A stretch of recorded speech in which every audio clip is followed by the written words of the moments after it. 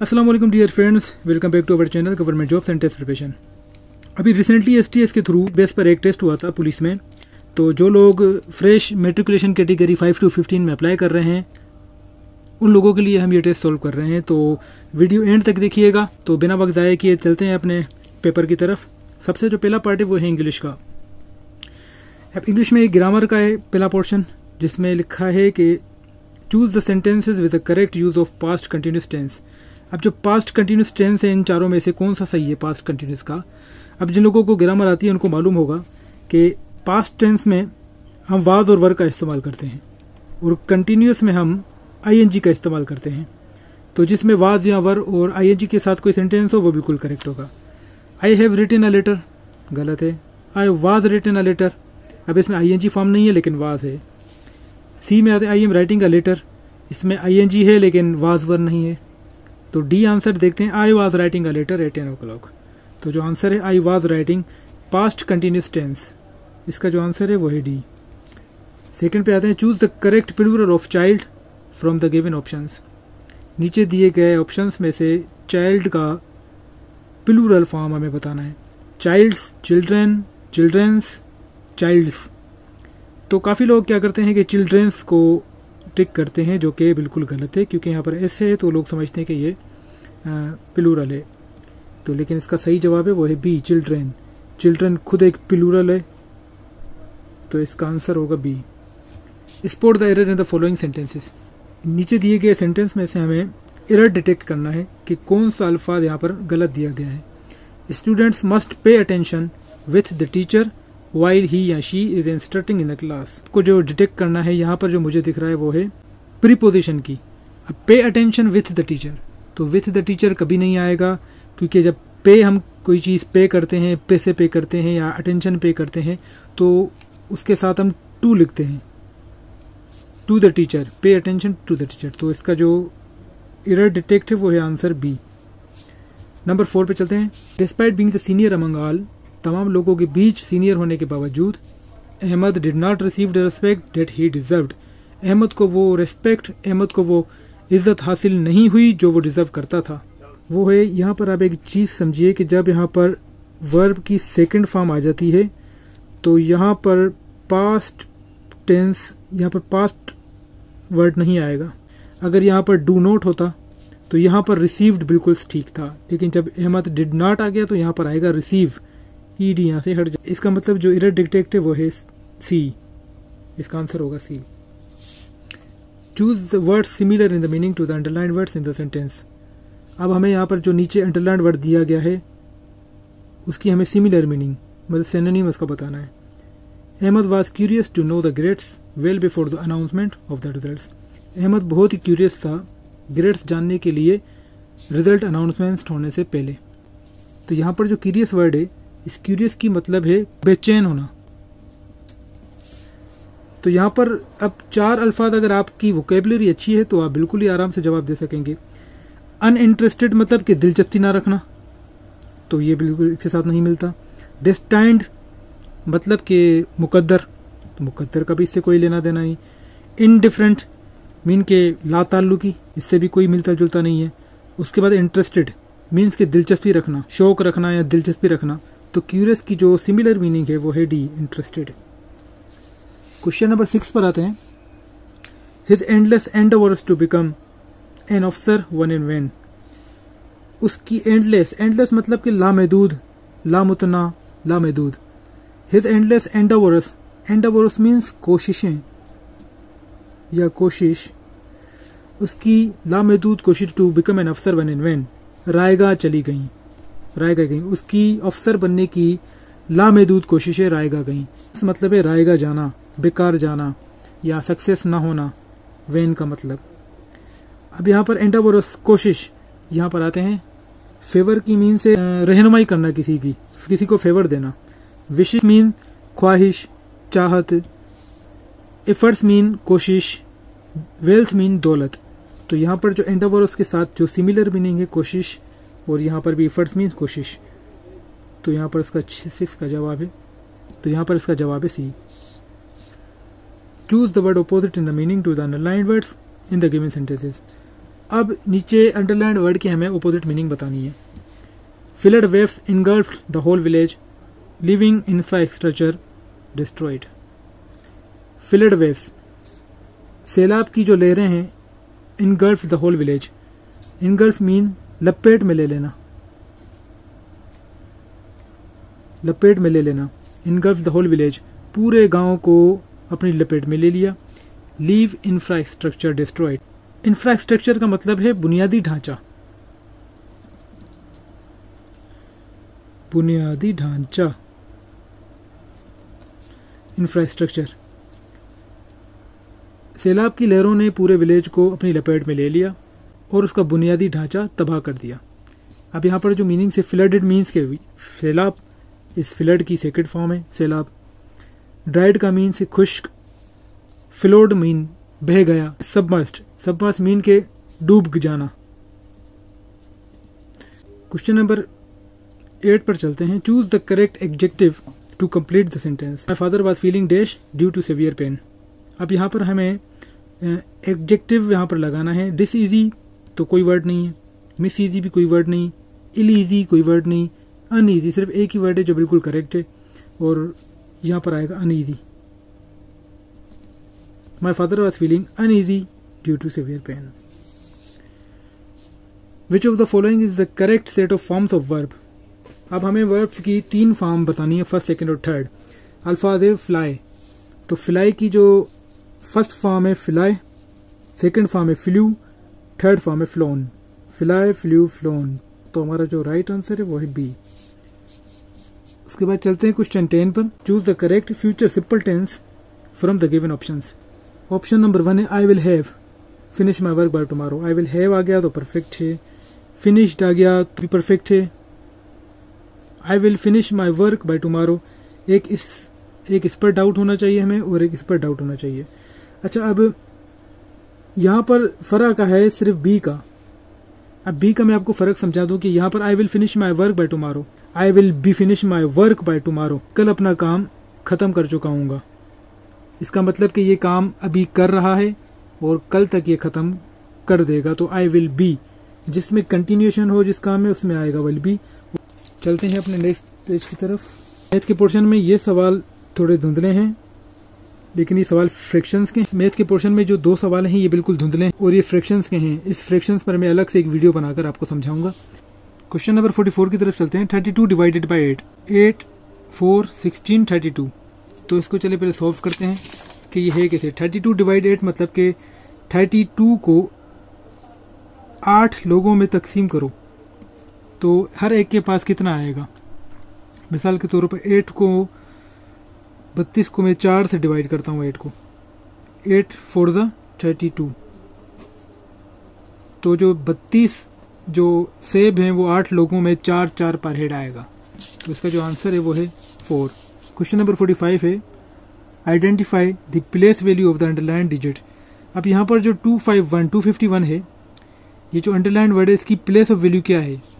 मिसाल के तौर पर मैं यहाँ पर किसी को 3,25,000 रुपये देता हूँ, 3,25,000 रुपये किसी को देता हूँ। तो अब यहाँ पर जो पूछा जाए कि ये वैल्यू क्या है, तो यहाँ से मैं काउंट करना शुरू करूँगा। 1s, 10s, 100, 1000, 10,000 और लाख। तो ये प्लेस ऑफ वैल्यू इस तरह काउंट होती है। हमारे पास जो डिजिट है वो है 251। ये कौन सी वैल्यू है, 1s, 10s, तो आंसर होगा बी, 10s। 46 है। x is the symbol of, ये भी बहुत इजी है। ये है सब्ट्रैक्शन, डिवीजन, एडिशन और ये है मल्टीप्लिकेशन। तो यहाँ पर ए बी जो आंसर है मल्टीप्लिकेशन वो ठीक है। क्वेश्चन नंबर 47 की तरफ आते हैं। Which one is the greatest number. 900, 999, 991, 909। तो जो सबसे बड़ा है वो है बी, 991, क्योंकि इसमें एक ऐड करेंगे तो 1000 हो जाएगा। उसके बाद आते हैं 48 की तरफ। यहाँ पर 4 + 1/2 है।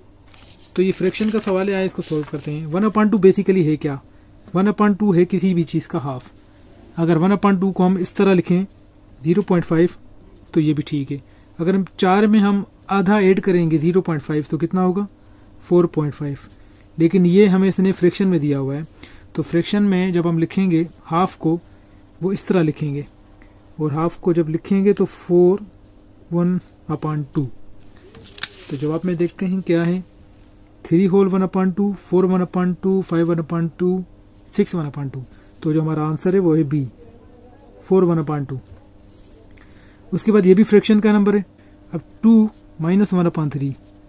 अभी जो नीचे वाली वैल्यू है इसको हम इस 2 के साथ करेंगे मल्टीप्लाई, और फिर इसके साथ करेंगे यहाँ पर जो निशानी होगी प्लस या माइनस जो भी होगा। 3 2 6, 6 में से 1 माइनस किया, क्या बचा 5, 5/3 सेम का सेम आएगा। इसी तरह 9 प्लस 2/2 लिख देते हैं। तो इसका आंसर क्या होगा, 2 × 9, ये मल्टीप्लीकेशन होगी, उसके बाद ये प्लस होगा क्योंकि यहाँ पर प्लस की निशानी है तो ये प्लस होगा। 2 9 18, 18 में 2 प्लस करेंगे 20/2, 20/2। लेकिन ये मजीद सोल्व हो रहा है तो 2 1 2, 2 10 20, 10/1। तो जो इसका आंसर आएगा वो है बिल्कुल पूरा 10। तो चलते हैं अपने सवाल की तरफ। यहाँ पर क्या है, 2 - 1/3। अभी मैं सोल्व करके आया हूँ। 2 - 1/3, 3 को 2 के साथ मल्टीप्लाई करेंगे, फिर 2 को 1 के साथ माइनस करेंगे। 3 2 6, 6 - 1 = 5/3। यहाँ पर जवाब में कोई 2 1/3, ये 5/3। तो जो इसका सही आंसर है वो है सी। 50 पर आते हैं। 1000 × 100। अब ये सवाल बहुत ही ईजी है। 1000 जहाँ पर आपको 0 और 1 की वैल्यू हो वहाँ पर आपको सेम वैल्यूज रखनी है। अब सिंपल इसका तरीका ये है कि ये जो आप 100 है ना, इसके 2 0 हम इसके साथ मिला देंगे, ये हमारा आंसर आ जाएगा। अगर हम इसको सॉल्व करेंगे तो तब भी यही आएगा, 1 2 3 4 5। तो इसका आंसर आया 1 लाख, डी आंसर। उसके बाद हमारे पास है जनरल नॉलेज का पार्ट है। क्वेश्चन नंबर 51 है, the national bird of Pakistan is, Pakistan का कौमी परिंदा कौन सा है? तो इसका जो आंसर है वो है चकोर, डी। मारखोर जो है वो कौमी जानवर है। उसके बाद चलते हैं 52, the national game of Pakistan is, Pakistan का कौमी गेम कौन सा है? तो बिल्कुल ए आंसर है hockey. The national flower of Pakistan, ये भी हमें छोटे होते से पढ़ाते आते हैं, डी आंसर है जास्मिन। पाकिस्तान का जो कौमी फूल है वो है jasmine. The shrine of Shah Abdul Latif Bhittai is located in dash district, Shah Abdul Latif Bhittai का मज़ार कौन से ज़िले में वाक़ है? हैदराबाद, मटियारी, दादू और ठट्टा। तो काफ़ी लोग हैदराबाद लगाते हैं, लेकिन Matiari is the district of where shrine of Shah Abdul Latif Bhittai is located. 55 है, the largest city of Pakistan is, Pakistan का सबसे बड़ा शहर बच्चे बच्चे को पता है, Karachi. The Hanna lake is located in, Hanna lake कहाँ पर वाक़ है? ये शहरों के नाम इसने बताए हैं, लेकिन और सूबे का पूछता तो बलोचिस्तान पूछता। हन्ना लेक बलोचिस्तान के सूबे कोयटा के करीब वाक़ है, आंसर है इसका बी। क्वेश्चन 57 है, how many barrages are there in Sindh? तो सिंध में टोटल 3 बैराजेज हैं, सक्खर बैराज, गुड्डू बैराज और कोटरी बैराज। 58 है, ये भी सबको तकरीबन पता है कि अब्दुल्ला शाह काजी का जो मज़ार है वो है कराची में, क्लिफ्टन की तरफ। नेक्स्ट पेज की तरफ क्वेश्चन नंबर 60 है, the first prime minister of Pakistan was, तो जो सबसे पहला प्राइम मिनिस्टर था वो था लियाकत अली खान। कायदे आज़म जो थे वो फर्स्ट गवर्नर थे, कायदे आज़म वो गवर्नर थे, लेकिन जो सही आंसर है पाकिस्तान का जो प्राइम मिनिस्टर था पहला वो लियाकत अली खान थे। एप्पल किस चीज़ में ज़्यादा रिच है? विटामिन वगैरह में कौन सी चीज़ एप्पल में बहुत ज़्यादा है? फ्लोरीन, कैल्शियम, आयरन या फॉस्फोरस? तो आंसर सी, आयरन। एप्पल में आयरन बहुत होता है, तभी लोग कहते हैं कि an apple a day keep the doctor away. 62 है, कंप्लीट द सीरीज 4 8 9 13 14 18, और फिर क्या आएगा?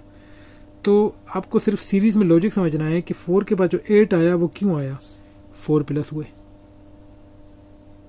उसके बाद 9 आया, क्या आया, 1 प्लस हुआ। फिर 13 आया, क्या हुआ, 4 प्लस हुआ। फिर 14 1 प्लस, फिर 18 4 प्लस। अब क्या आएगा? तो ये आपको सीरीज देखनी है, पहले 4 फिर 1 फिर 4 फिर 1 फिर 4, अब क्या आएगा 1। 18 के बाद 1 प्लस करेंगे तो आंसर में क्या आएगा? आंसर है D19। What % of 120 is 90? अब 120 में से अगर हम 90 रुपीज़ निकालें तो जो 90 रुपीज़ है वो 120 की क्या परसेंटेज बनेगी, इसका भी मैं आपको एक सिंपल लॉजिक जो है समझा देता हूँ। मिसाल के तौर पर 120 है 100%, उसमें से हम 90 निकालेंगे तो वो क्या परसेंट बनेगी। सिंपल 120 है, इसको हम करते हैं हाफ। 120 को हाफ किया, क्या बचा 60। तो 60 100 को भी हाफ करेंगे तो ये क्या परसेंटेज हुई 50। 60 120 की जो 60 है वो 50% होगी। उसके बाद 60 को भी हम हाफ करते हैं 30 इस 50, तो 50 का हाफ होगा 25। अब 120 जो है वो 100% है, 100 में से ये 30% हम निकाल लेते हैं, मतलब 30 रुपीज़ का 25%। तो 120 में से अगर ये 100% है तो इसका हमने 25 निकाल दिया, मीन्स के 30। तो यहाँ क्या बचा 90, तो यहाँ क्या बचेगा 75%। तो यहाँ आंसर में देखते, तो यहाँ देखते हैं कि 75% ये रहा आंसर, ये इसका सही है। The largest state in terms of population is, population के हिसाब से कौन सी स्टेट सबसे बड़ी है। वैसे तो यूएसए स्टेट बड़ी है, लेकिन पॉपुलेशन के हिसाब से इंडिया की स्टेट बड़ी है। और अगर शहर पूछा जाए तो चाइना का है, और अगर मुस्लिम पॉपुलेशन पूछी जाए तादाद के कौन सा मुल्क सबसे ज़्यादा है तो वह है इंडोनेशिया।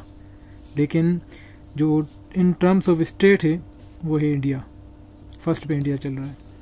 65 पे आते हैं। In Pakistan the monsoon season is start from, monsoon season total 3 महीने का होता है और वो स्टार्ट होता है जुलाई के महीने से। तो अब जुलाई से आप 3 महीने आगे बढ़ा दें, जून जुलाई अगस्त सितंबर अक्टूबर, ये 4 महीने हो गए। और यहाँ पर जुलाई है, जुलाई अगस्त सितंबर, तो ये 3 महीने का है, तो ये है बी आंसर इसका सही है। 66 है the current secretary general of the United Nation is, UN United Nation Organisation का जो सेक्रेटरी जनरल है वो काफ़ी सालों से एक ही चल रहा है और आज भी वही है, Antonio Guterres. Select a suitable figure from the 4 alternatives that would complete the figure matrix. अच्छा, इस मैट्रिक्स को थोड़ा स्किप करते हैं, 68 पर आते हैं। Select a suitable figure from the 4 alternatives that would complete the figure matrix. ये इन्होंने एक सीक्वेंस दी हुई है, पहले पूरे सर्किल में से बीच 1 2, फिर पेंटागोन बनाया है, फिर उसका 1 2, फिर ये स्क्वायर रेक्टेंगल शेप बनाया है, फिर उसका बीच में से हाफ करके 1 2। अब जो ऊपर वाला है हाफ, उनको उन्होंने खत्म कर दिया है। अब जो ऊपर वाला जो हाफ है उनको उन्होंने खत्म करके नीचे वाला सिर्फ हाफ रखा है। उसके बाद नीचे वाले पे क्या किया है कि वही जो ऊपर वाला हाफ था उसको अपोजिट करके उनके ऊपर रख दिया है। ये देखिए, अगर इसको हम हाफ करके इसका अपोजिट ऊपर रखें तो ये चीज़ आ गई, इसका हाफ करके इसका ऊपर वाला अपोजिट इसके ऊपर रखें तो ये आ गया। और ये जो रेक्टेंगल है इसका हाफ करके ये बॉक्स उल्टा करके इस पर रखेंगे, बिल्कुल सेम होगा। तो वो किस तरह आएगा, ये आंसर नंबर 1, ये जो फिगर 1 है ये यहाँ पर आएगी, इसका आंसर हुआ ए। 69 पे आते हैं। Select a suitable figure from the 4 alternatives. ये भी वही सेम मैट्रिक्स है। यहाँ पर एक बड़ा सर्किल है, उसके साथ एक छोटा सर्किल है, कितने हो गए 2। एक बड़े के साथ यहाँ पर फिर 2 छोटे हैं, एक बड़े के साथ यहाँ 3 छोटे हैं। यहाँ पर भी सेम है सर्किल, यहाँ पर सॉरी स्टार था, सर्किल नहीं था, ये स्टार है, एक स्टार के साथ 3 छोटे स्टार। अब यहाँ सर्किल है, एक सर्किल के साथ छोटा सर्किल, फिर एक सर्किल के साथ 2 छोटे सर्किल, फिर एक के साथ 3 छोटे सर्किल। अब यहाँ पर है स्क्वायर बॉक्स, एक स्क्वायर के साथ एक बॉक्स है, फिर इसके साथ 2 बॉक्स हैं, फिर एक स्क्वायर के साथ 3 बॉक्स आएंगे। तो 3 बॉक्स वाला स्क्वायर, ये सर्किल है, ये वाला स्क्वायर, तो इसका जो आंसर है वो है ए।